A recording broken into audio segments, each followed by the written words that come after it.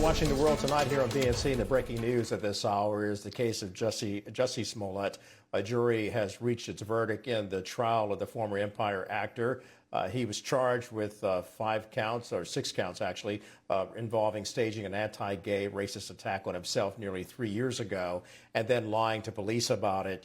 The jury finds actor Jussie Smollett guilty on 5 counts of staging this hoax and lying to police. I'll read you the counts real quickly. Count 1, which he was found guilty of, accuses him of telling responding Chicago police officer Mohammed Beg that he was the victim of a hate crime, claiming 2 attackers put a noose around his neck. Count 2, which he was found guilty of, refers to Smollett telling the same officer he was a victim of a battery, describing attackers beating and then pouring bleach on him. Counts 3 and 4 are when Smollett made the same claims, but to a different officer, Kimberly Murray, later that morning at just about 6 a.m. And then count 5 accuses Smollett of again telling Murray that he was the victim of a battery. And count 6, which he was found not guilty of, refers to Smollett reporting on February 14th, 2019 to Detective Robert Graves that he'd been a victim of an aggravated battery. We've got some great people here to talk about this and give us some legal insight, as well as social justice and what it means to the community at large.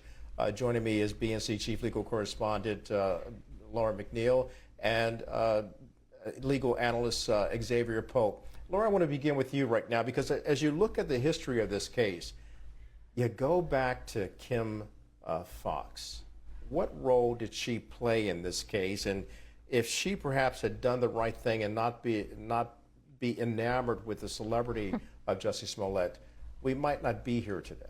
You know, absolutely. This verdict hurts Kim Foxx's career, because what it does is it corroborates what the special prosecutor Webb said. He said that she did not uphold her duty, her oath to serve the people of Chicago, not to serve Jussie Smollett. And the fact that she tossed the charges out, she was accused of keeping in communication with family members, specifically Jussie Smollett's sister, and they said she was too close to the case, too close personally to the family, and that clouded her judgment. And the fact that after she tossed out these charges, you have a special prosecutor not only come in and recharge Jussie Smollett, but to get a guilty verdict on 5 out of the 6 counts. And so this also, on a bigger picture, speaks volumes about the importance of addressing prosecutorial misconduct. Anytime we see, as we saw with the prosecutor as well, in the Ahmaud Arbery killing with the Greg and Travis McMichaels and Roddy Bryant, initially, again, they weren't charged for weeks. They were allowed to go home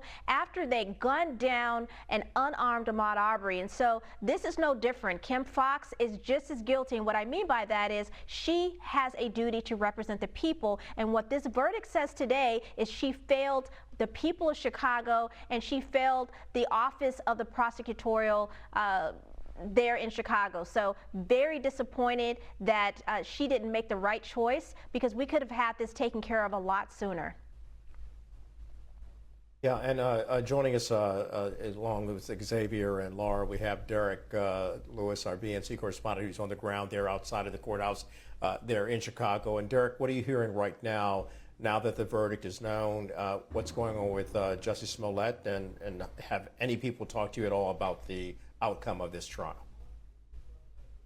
Yeah, well, Kelly, so far at last check, Jussie Smollett is still inside this federal courthouse here behind me. We have not seen much action since he walked inside the courthouse before that verdict was read.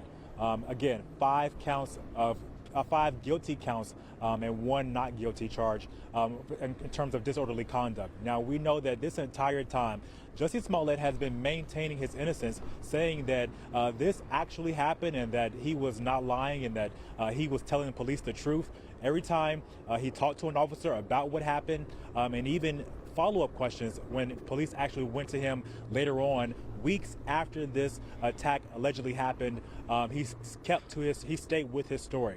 But we do know that the jurors did not believe that. After deliberating and discussing this case for a total of 9 hours over the past 2 days, they have come back with guilty verdicts, 5 out of 6 counts. Now, I want to show you, just to set the scene here of what's happening here behind me. Melvin, if you can show us what's happening here. This is the federal courthouse where things are right now, and it is just very quiet here. Not much action right now. There is an SUV that is parked in front of the steps of the courthouse. Other than that, all the reporters, all the cameramen and women, they are not present as they were earlier today. Throughout the day, a lot of people waiting and anticipating what would happen, what would be the verdict here after the jury had been deliberating for such a while on this case. Many people did not think that the deliberations would take as long as it did, but again, it did take 9 hours for them to come to this decision.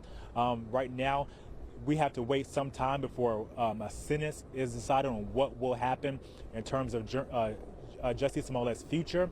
But again, right now, guilty on 5 counts of disorderly conduct. Kelly? Derek, thank you for your reporting there outside of the Cook County District Court House.